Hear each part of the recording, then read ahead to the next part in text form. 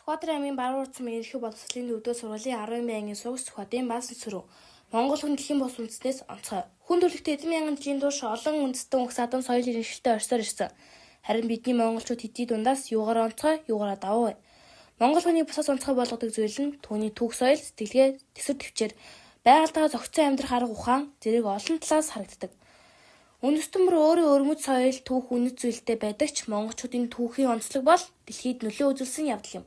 Дэлхийн хамгийн том газар нутгийг захирч байсан Монголын эзэнт гүрэн бол Монгол хүний стратеги сэтгэлгээ захиргааны зохион байгуулалт төсвөр төвчээр хатуужлын тод жишээ юм. Дундад зууны үед Хувлан хаан Хятадын янг гүрнийг байгуулж Чингис хаан Аз Европ твийг хамарсан нөлөөг бий болгосон энэ дэлхийд нөлөөлсөн хүчрэг үндэстэн гэдгийг нотолсон. Чингис хаан бол зөвхөн Монголын түүх төдийгүй дэлхийн түүхэнд гүн улам үлдээсэн цаг хугацааг өөрчилсөн удирдагч юм. Тэрээр тархаа боторхой олон уваг амийг нэгтгэж хүчрэг Монголын эзэнт гүрнийг байгуулсан Монгол улсын үндэс суурь болж өгсөн. Энэ монголчуудын өөрсдийгөө таниулсан нэгэн тугийн дор нэгдсэн анхны том алхам байсан юм.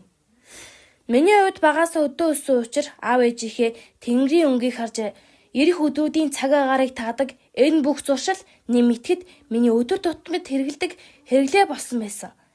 Тэд байгалыг хүндэлж түүнийг багшаа мэд үздэг, салхи хэрхэн үлээж байгааг мэдэр шувуудын дуунаас цаг агаар мэд гэж заадаг байсан. Энэ бол нүүдэлчдийн ухаан. Энэ ухаан биднийг онцгой болгодог.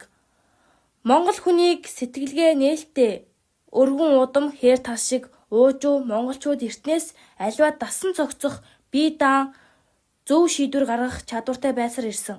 Монгол хүний дотоод сэтгэлийн тэнхээ эрх чөлөөтэй, эрмэлзэл тусч зан зочлонтой байдал нь дэлхийн олон ард түмнээс ялралах онцгой шинж юм.